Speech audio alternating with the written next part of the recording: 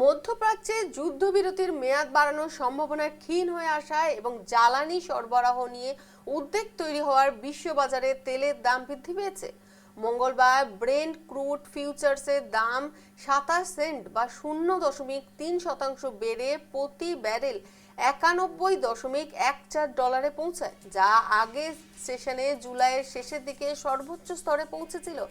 একই সময়ে মার্কিন ওয়েস্ট টেক্সাস ইন্টারমিডিয়েটেড বা ডব্লিউআই ক্রুড ফিউচার্সের দাম 42 সেন্ট বেড়ে প্রতি ব্যারেল $85.04 লেনদেন হয়, যা সেশনের শুরুতে 1% বেশি বৃদ্ধি পেয়ে $85.37 উন্নতি হয়েছিল।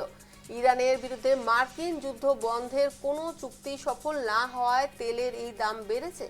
তেহরান আরও আক্রমণাত্মক নীতি গ্রহণের ঘোষণা দেওয়ার পর এবং ওয়াশিংটন যুদ্ধবিরতি চুক্তির মেয়াদ বাড়াতে অস্বীকৃতি জানানোর কারণে মূলত এই উত্তেজনা দেখা দিয়েছে।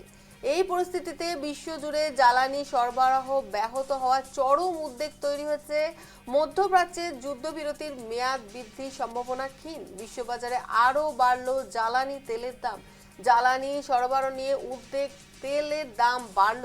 ইরানের আক্রমণাত্মক নীতির ঘোষণায় মধ্যপ্রাচ্যে নতুন উত্তেজনা।